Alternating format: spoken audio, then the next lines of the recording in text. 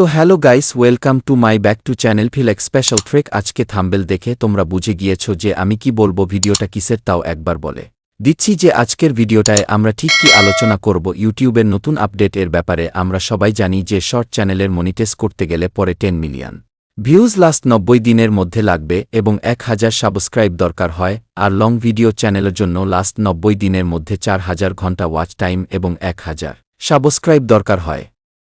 তো এখন আর সেই নিয়ম নেই, এখন নিয়ম পাল্টে গিয়েছে। দেখে নাও আজকের নতুন আপডেট এর মধ্যে নিয়ম সম্পূর্ণ দিয়ে দিয়েছে ইউটিউব থেকে। আর বেশি কথা না বলে মেন টপিকের মধ্যে আসি। দেখো পাশে মোবাইল স্ক্রিনে, এই যে দেখো মোবাইল স্ক্রিনে চলে এসেছি। এবার এখানে দেখো লেখা আছে ইউটিউব ক্রিয়েটর ইন্ডিয়া। এই চ্যানেলটার মধ্যে আমাদের আপডেট দেওয়া হয়েছে। এই ভিডিওটা আমি প্লে করছি, এটার মধ্যে হিন্দিতে বলা হয়েছে, ভালো করে শোনো তাহলে পরে বুঝতে পারবে। 1 ঘন্টা আগে ভিডিওটা পোস্ট করা হয়েছে, আমি দেখাই দিচ্ছি, সম্পূর্ণ শুনো, ভালো করে শুনলে বুঝে যাবে তোমরা। यूट्यूब पर हर महीने आने वाले दर्शकों की संख्या अरबों में पहुंच गई है। हालांकि YPP में शामिल होने की जरूरी शर्तें अब भी पहले जैसी बनी हुई हैं।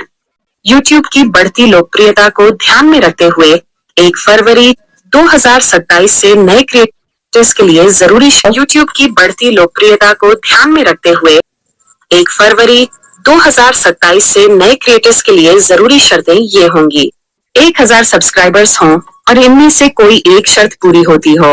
पिछले 12 महीनों में देखे जाने के मान्य 8000 घंटे या पिछले 90 दिनों में शॉर्ट वीडियो पर 2 करोड़ मान्य व्यू मिले।